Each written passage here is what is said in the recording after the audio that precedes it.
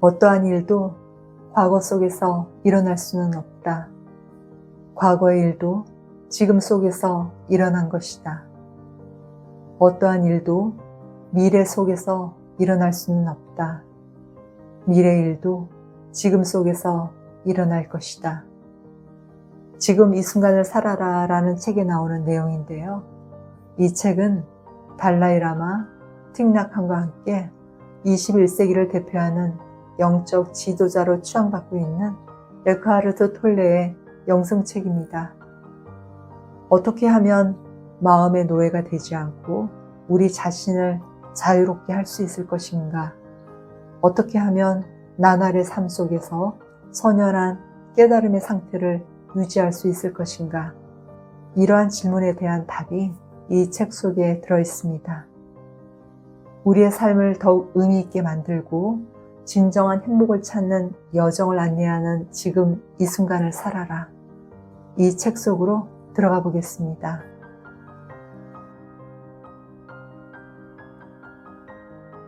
우리는 마음이라는 것을 우리 자신과 동일시합니다. 그 때문에 무언가를 생각하지 않으면 안 된다고 스스로를 억압하고 있는 것입니다. 그칠 줄 모르는 생각의 행렬이 소음이 되어 내면의 고요한 세계를 발견하지 못하도록 가로막고 있는 것입니다. 우리 자신의 진정한 본질은 내면의 고요한 세계와 일치합니다. 갖가지 생각을 헤아리면서 그런 생각들을 나라고 착각하기 때문에 거짓된 자아가 만들어지고 두려움과 고통의 그림자가 드리워지는 것입니다. 데카르트는 나는 생각한다, 그러므로 나는 존재한다 라는 명제를 만들어 놓고 스스로 가장 근본적인 진리를 발견했다고 믿었습니다. 하지만 그는 사실 가장 기본적인 오류를 범한 셈입니다. 생각을 자기 존재라고 착각한 것이지요. 우리들 대부분이 그렇지만 머릿속 헤아림을 쫓아가다 보면 문제와 갈등이 끊임없이 일어납니다. 그 결과 미친 듯이 복잡한 세상에 휩쓸리게 됩니다. 그리고 세상은 조각조각 부서진 우리들 마음을 고스란히 반영하고 있습니다. 자신을 마음과 동일시하면 보이지 않는 장막이 생겨나 고정관념에 사로잡히게 되고 말이나 이미지를 곡해하고 자기 나름의 판단을 내리게 되므로 진정한 관계를 이루지 못하게 됩니다. 그 장막이 당신과 진정한 당신 사이를, 당신과 당신의 동료 사이를, 당신과 자연 사이를, 당신과 신 사이를 가로막고 있습니다. 이런 생각의 장막으로 인해 서로 분리되어 있다는 착각을 하게 되는 것입니다. 그래서 당신은 여기에 있고 당신과는 전적으로 분리된 다른 것이 저기에 있다는 환상 속에서 살아가게 되는 것입니다. 올바르게 사용하면 마음은 아주 훌륭한 도구이지만 잘못 사용하면 마음이 우리를 부리는 상태가 되어버립니다. 마음을 부리지 못하고 부림을 당하는 것이 곧 병입니다. 나를 내 마음이라고 믿는 것은 환상이요 기만입니다. 부림을 당해야 할 도구가 주인의 자리를 점령하고 만 꼴입니다. 당신에게 묻겠습니다. 당신은 원할 때면 언제나 마음에서 벗어나 자유로울 수 있습니까? 마음을 꺼버리는 단추를 갖고 있습니까? 순간적으로 생각이 멈추는 경우는 있겠지만 생각을 완전히 멈출 수 없다면 마음이 당신을 사용하고 있는 것입니다. 당신은 무의식적으로 마음을 자신과 동일시하고 있습니다. 그래서 마음의 노예가 되어 살고 있다는 것조차 알지 못하고 있습니다. 자유를 향한 첫걸음은 점령한 실체인 생각하는 자가 진정한 당신이 아님을 깨닫는 데 있습니다. 이를 알면 당신을 점령하고 있는 실체를 관찰할 수 있게 됩니다.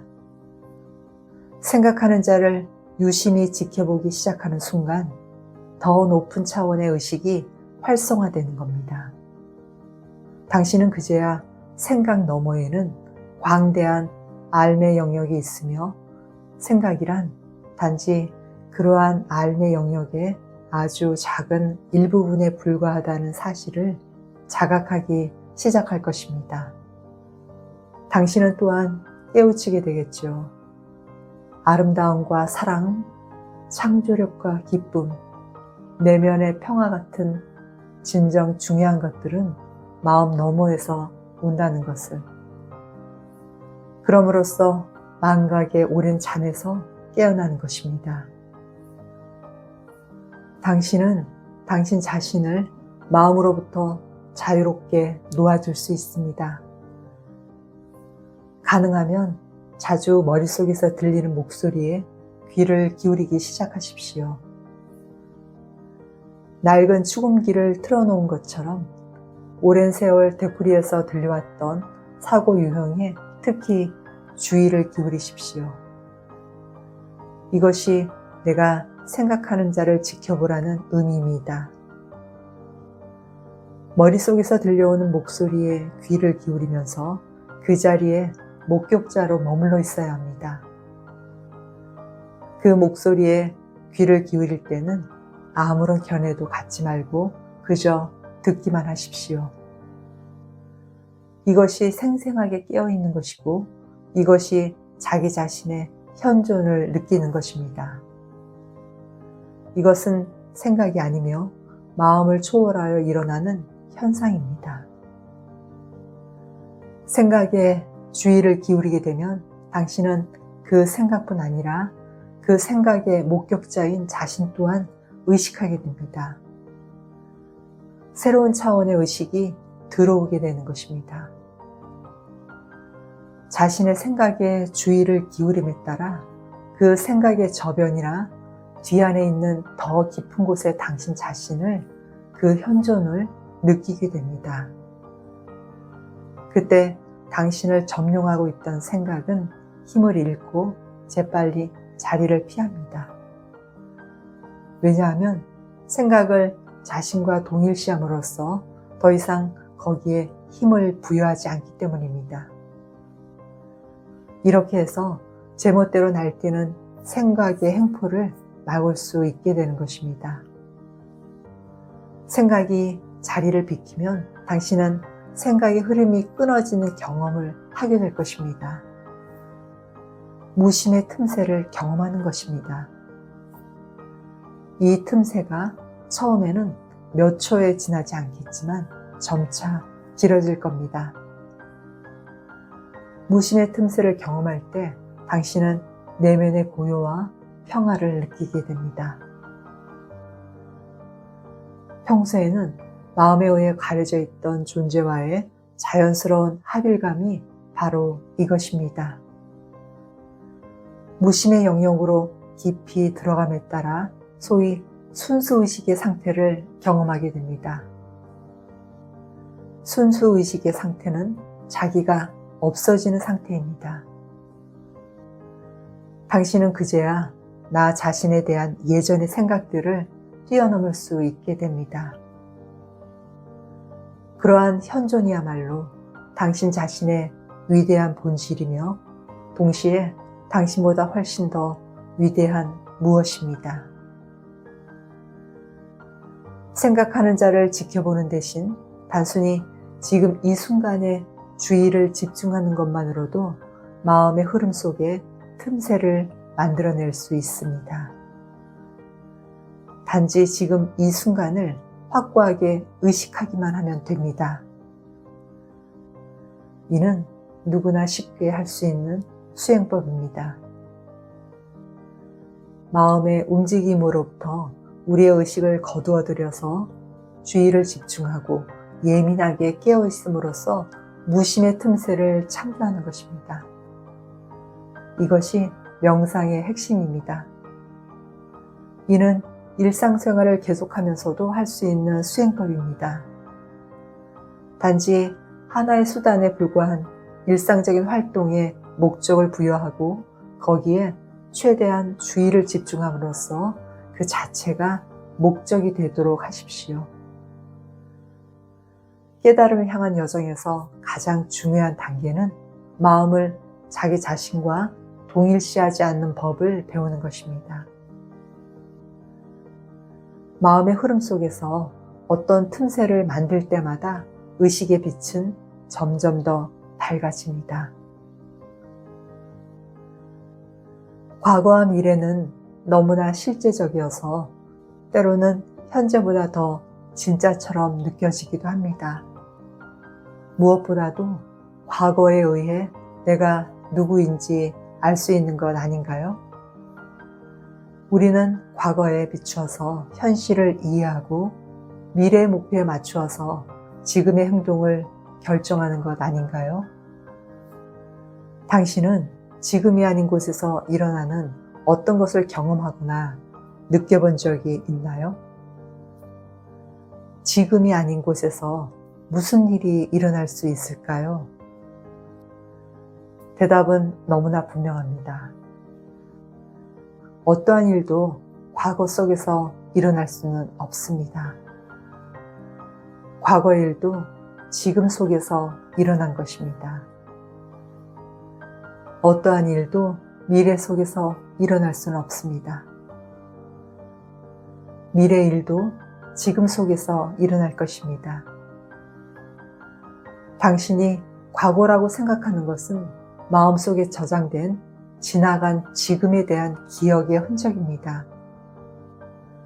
과거를 기억할 때 당신은 기억의 흔적을 재가동시켜 지금의 것으로 작동시키는 것입니다. 미래는 마음의 투사물로 상상 속의 지금입니다. 미래는 언제나 지금으로 올 수밖에 없습니다. 당신이 미래에 대해 생각할 때도 당신은 그것을 지금 생각하고 있는 것입니다. 과거와 미래는 그 자체로는 분명 실제하지 않습니다. 과거와 미래의 실제는 지금에게서 빌린 것입니다. 당신이 그것을 깨닫는 순간 마음으로부터 존재로, 시간으로부터 현재로 의식의 전환이 일어날 것입니다. 갑자기 만물이 살아있음을 느끼게 되고 존재하는 모든 것에서 에너지가 내뿜어지고 있다는 것을 실감하게 될 것입니다. 우리가 과거와 미래를 참조하지 않을 수 없는 실생활의 영역 안에서도 현재 순간은 여전히 핵심적인 위치에 있습니다. 과거로부터의 모든 학습은 지금에 관련되고 적용됩니다. 특별한 목표를 정하고 그것을 향해 매진하는 것도 모두 지금 이루어지는 것입니다. 깨달음을 얻은 사람은 항상 지금에 주목하면서 시간을 주변 장치로 인식합니다.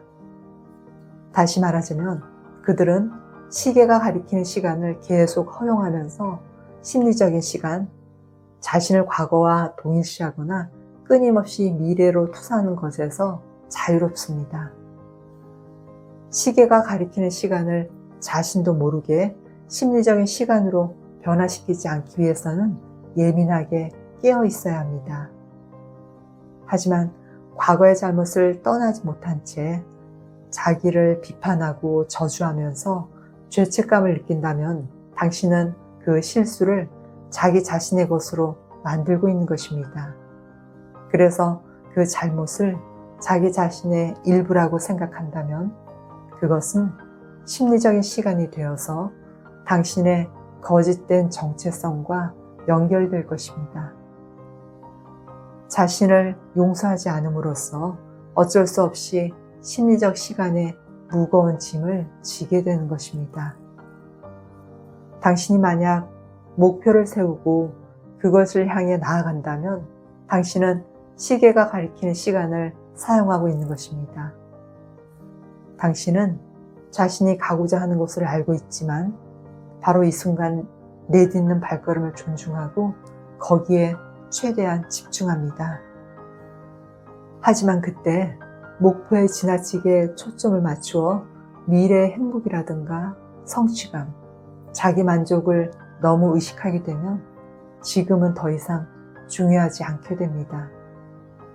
그 자체로서는 아무 가치가 없는 단지 미래로 가는 징검다리로 숙소되고 말 겁니다. 그러면 시계가 가리키는 시간은 심리적인 시간으로 변하고 말 것입니다.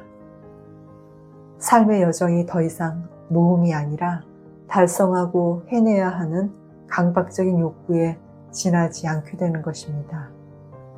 그렇게 되면 당신은 더 이상 길가에 피어있는 꽃을 볼 수도 없고 그 향기를 맡을 수도 없습니다.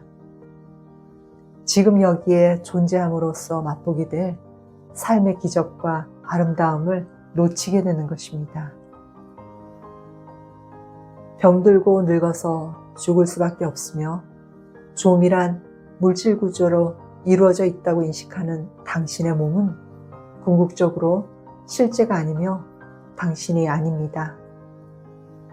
몸을 자기 자신이라고 믿는 것은 탄생과 죽음 너머에 있는 본질적인 실제를 잘못 지각하고 있는 것이며 마음이 지어내는 한계에 불과합니다. 존재와의 접촉을 상실한 당신의 마음은 당신이 분리되어 있다는 증거로 몸을 만들어내고 그 자신의 두려움을 합리화합니다. 그렇다고 해서 몸에서 등을 돌리면 안 됩니다. 마음은 무상하고 유한하며 죽음의 상징인 몸이라는 환상을 만들어냈지만 그 몸 안에 당신 자신의 본질적이며 영구적인 실제가 숨어 있습니다. 몸에 저항해서 싸우지 마십시오. 그러면 당신 자신의 실제에 대항해서 싸우는 셈이 됩니다. 당신은 당신의 몸입니다. 당신이 보고 만질 수 있는 몸은 얇은 환상의 베일에 지나지 않습니다. 그 밑에는 보이지 않는 내면의 몸, 현시되지 않는 세계로 들어가는 입구가 놓여 있습니다. 내면의 몸을 통해서 당신은 그러한 현시되지 않은 세계, 탄생도 죽음도 없으며 영원히 현존하는 삶과 단절되지 않고 연결되어 있는 것입니다. 내면의 몸을 통해 당신은 신과 영혼이 하나인 것입니다. 열쇠는 내면의 몸과 영혼이 연결된 상태로 있는 것입니다. 언제나 내면의 몸을 느끼십시오. 그러면 어느새 당신의 삶에 깊이가 더해지면서 변화가 일어날 것입니다. 외부 세계 속에서 자신을 잃어버리지 않을 것이며 마음속에서 당신 자신을 잃어버리지 않을 것입니다. 사고와 감정, 욕망, 두려움은 어느 정도까지는 거기 그대로 있을지 모르지만 당신을 점령하지는 못합니다. 주의력을 온통 마음과 외부 세계에 빼앗기지 마십시오. 지금 당신이 하고 있는 일에 집중하면서 가능할 때마다 내면의 몸을 느껴보십시오. 내면에 뿌리를 내리십시오. 그러고 나서 당신의 의식 상태와 당신이 하고 있는 일이 질적으로 어떻게 변화되는지를 지켜보십시오. 언제라도 좋으니 무엇인가를 기다리는 일이 있을 때면 그 시간을 이용해서 내면의 몸을 느껴보십시오. 지금과 동떨어진 생각을 하지 말고 내면의 몸으로 더 깊이 들어감으로써 지금에 침잠하십시오. 내면의 몸을 인식하는 기술은 당신의 삶을 전혀 새로운 삶, 존재와 영원히 연결된 상태로 발전시킬 것이며 전에 느껴보지 못했던 삶의 깊이를 더해줄 것입니다. 어려운 일이 닥칠 때마다 즉시 내면으로 들어가서 몸 안의 에너지장에 최대한 집중하는 습관을 들이십시오. 당신이 내면의 주의를 집중하고 내면의 몸을 느끼면 의식이 마음으로부터 물러나 즉시 고해지면서 현존하게 됩니다. 당시에는 알지 못한다고 해도 부정적인 일 속에는 의미심장한 교훈이 갖춰져 있습니다. 잠시 동안 겪게 되는 질병이나 사고는 당신의 삶에서 무엇이 실제하고 무엇이 허구인지, 궁극적으로 무엇이 중요하고 중요하지 않은지를 가르쳐 줍니다. 높은 전망대에서 보면 모든 조건은 항상 긍정적입니다. 정확히 말하자면 어떠한 조건도 긍정적이거나 부정적이라고 할 수 없습니다. 그냥 있는 그대로일 뿐입니다. 그리고 당신이 있는 그대로를 완전히 받아들이고 산다면 당신의 삶에는 더 이상 선이나 악이 없을 것입니다. 그것이 현명한 삶의 길입니다. 있다면 더 높은 선이 있을 뿐이며 그 선은 악을 포함하고 있습니다. 그러나 마음의 관점에서 보면 좋은 것과 나쁜 것, 선과 악, 좋아하고 싫어하는 것, 사랑과 증오가 있게 됩니다. 대부분의 사람들은 크나큰 고통을 경험하고 나서야 비로소 저항하는 마음을 버리고 받아들이고 용서합니다. 그렇게 하자마자 즉시 위대한 기적이 일어납니다. 악이라고 여겼던 것을 통해서 의식이 활짝 깨어나고 고통이 내면의 평화로 바뀌는 것입니다. 이 세상의 모든 악과 고통은 이름과 형상 너머에 있는 우리의 진정한 모습을 일깨워주기 위해 거기 존재합니다. 우리의 제한된 관점에서 악이라고 알고 있는 것이 사실은 지고지순한 선의 일부인 것입니다. 그럼에도 이런 일은 용서하지 않으면 일어나지 않습니다. 당신이 모든 것을 받아들이고 용서할 때까지 악은 구제받지 못하고 악으로 남아있을 것입니다. 거울에 비친 모습이 마음에 들지 않는다고 해서 거울을 향해 공격한다면 그 사람은 분명 제정신이 아닙니다. 내맡기지 않은 상태에서 하는 모든 행동은 그와 같습니다. 당신이 거울 속의 이미지를 공격한다면 그것은 당연히 당신에게 반격할 것입니다. 어떤 이미지라도 그대로 받아들이고 다정하게 대하면 그것도 우리에게 다정해질 수밖에 없습니다. 이것이 바로 세상을 변화시키는 방법입니다. 모든 고통은 에고가 만들어내는 것이고 저항에서 비롯됩니다.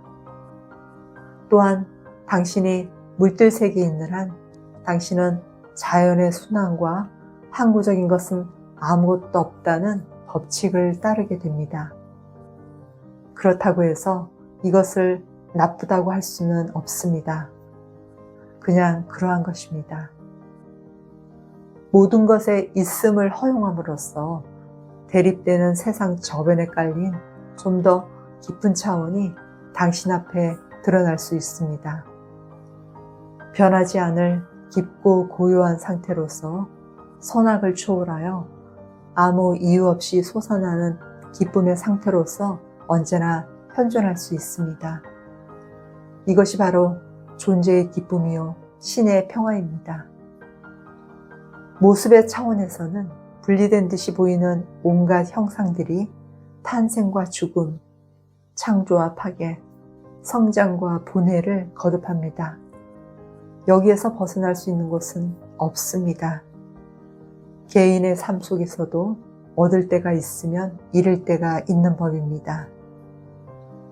일이 잘 풀려서 번창할 때가 있는가 하면 실패를 거듭하면서 시들고 붕괴될 때가 있습니다.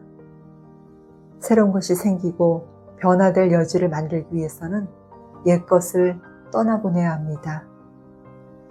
그 시점에서 매달리고 저항하는 것은 생명의 흐름과 함께하기를 거부하는 것이며 그 결과 고통을 받게 됩니다. 대개는 성장을 긍정적이라고 생각하지만 어느 것도 영원히 성장할 수는 없습니다.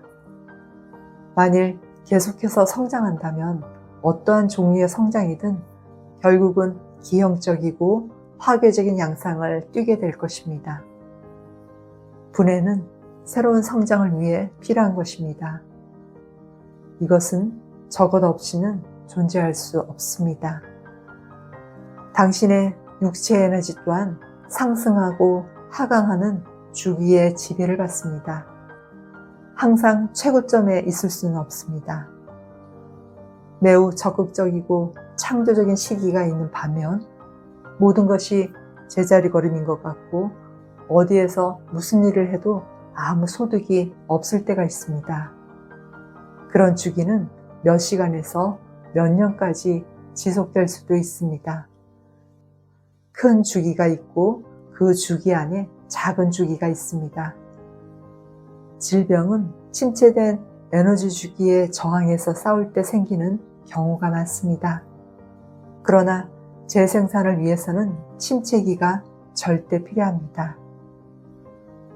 마음과 동화되어 있는 한 당신은 불가피하게도 성공과 같은 외부 요인으로부터 자존심과 정체성을 찾으려는 경향을 보일 것입니다. 그러면 침체기를 인정하고 있는 그대로를 허락하기가 어렵고 불가능해집니다. 그래서 당신은 구성하는 조직의 지성이 자기 방어 수단으로 당신을 멈추게 해 재생산을 할 수 있는 기회를 주기 위해 질병을 만드는 것입니다.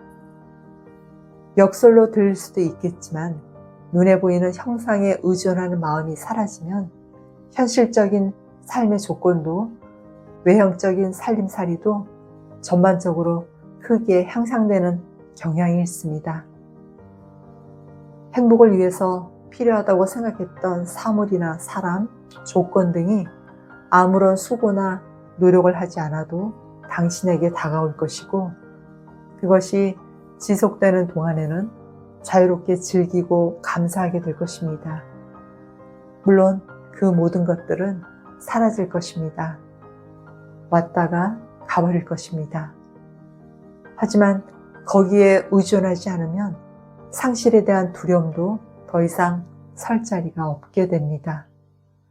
삶이 편해지고 순조로워지는 것입니다.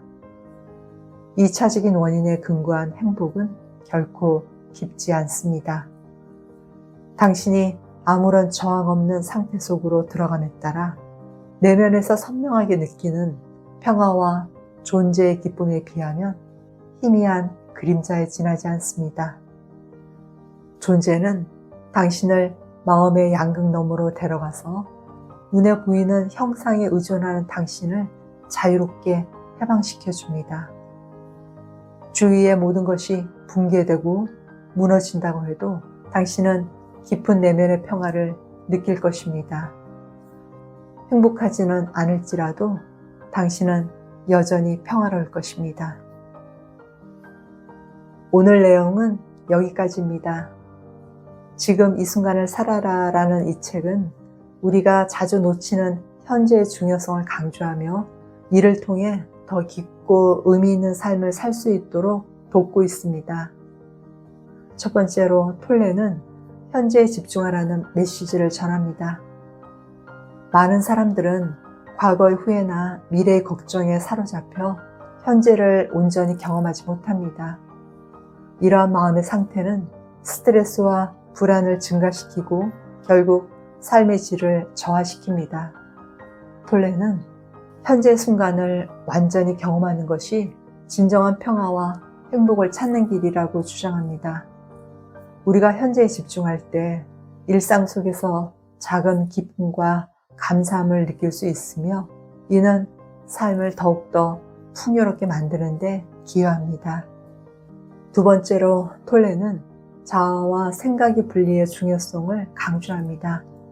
우리는 종종 자신의 생각과 감정을 자아와 동일시하여 그것들이 우리의 정체성을 형성한다고 믿습니다. 그러나 이러한 생각들은 일시적이며 우리가 그것들에 갇히게 되면 내면의 고통을 경험하게 됩니다. 톨레는 우리에게 자신의 생각과 감정을 객관적으로 관찰하고 분리함으로써 고통에서 벗어나는 방법을 제안합니다. 이는 자아를 초월하고 더 깊은 자아 인식을 가능하게 하여 진정한 자신을 발견하는 과정을 돕습니다. 세 번째로 마음 챙김의 중요성을 강조합니다. 일상에서 마음 챙김을 실천하는 것은 스트레스와 불안을 줄이는데 매우 효과적입니다. 그는 명상이나 깊은 호흡과 같은 방법을 통해 현재에 집중하는 연습을 권장합니다. 이러한 실천은 우리의 마음을 진정시키고 내적 평화를 찾는 데 도움을 줍니다. 네 번째로 톨레는 고통의 수용에 대해 이야기합니다. 고통이 발생했을 때 이를 부정하거나 피하는 것이 아니라 인식하고 수용하는 것이 치유의 첫 단계라고 강조합니다. 고통은 삶의 일부이며 이를 통해 우리는 중요한 교훈을 배울 수 있습니다. 고통을 수용함으로써 우리는 더 강해지고 더 깊은 이해를 갖게 됩니다. 이 과정은 우리 자신을 성장시키고 더 나은 삶을 살도록 돕습니다. 마지막으로 톨레는 영적 성장의 중요성을 강조합니다. 영적 성장과 깨달음은 외부 조건에 의존하는 것이 아니라 자신의 진정한 존재를 발견하고 세상과의 관계를 새롭게 바라보는 것이 중요합니다. 이는 우리가 삶의 의미를 찾고 더 깊은 만족감을 느끼는데 큰 도움을 줍니다. 오늘 영상이 도움이 되셨다면 구독과 좋아요 부탁드립니다. 오늘도 평온한 하루 보내시기 바랍니다. 감사합니다.